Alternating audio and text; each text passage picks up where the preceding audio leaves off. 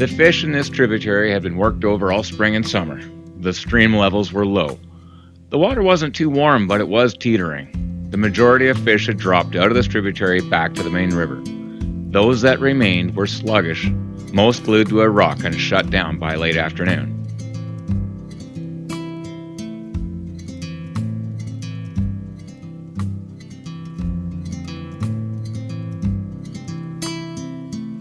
At the start of the day, I had a hunch this would be the case, that this would be our last day on a tributary in this valley, and I made a conscious decision to have a proper, right go at whatever fish I engaged. We came to this run and Ashley saw a fish cruising his shoulder upstream. It rose a few times, then quit, reverting to nymphing. A few minutes later, we saw a good brown cycle to the recess of our tail-out, then move up along our bank. Knowing that in low conditions, cruisers can cover a football pitch, we all stayed below the lowest part of our tail-out edges, waiting to see what it would do, if there was one fish or two fish cruising. Over the next 20 minutes, we stood and watched, waiting. We determined that while there were two fish in the run, it was just one on the cruise. Once we determined what was happening, we were able to move up to mirror the fish, making sure that every stopping point had a bush or heavy grass to conceal us, because this fish was going to drop past us mere feet off the bank, and it did several times. The glare and its cycles made it tough to see, communicate, and make a leading cast as it moved upstream.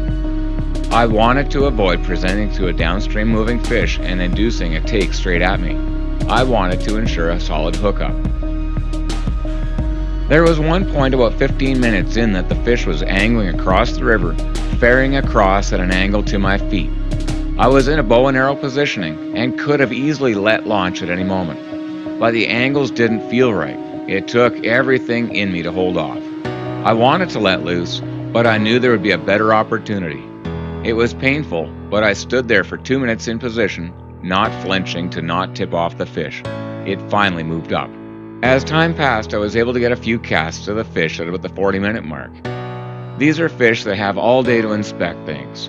A reflection of your tippet or sun off the metal hook might tip it off, or maybe a fiber on the fly shimmers poorly, or maybe a natural got its attention and it veered left or right. Whatever, I wasn't getting its attention. I opted to go to a slim size 18 tungsten bead nymph on 5X to be sure.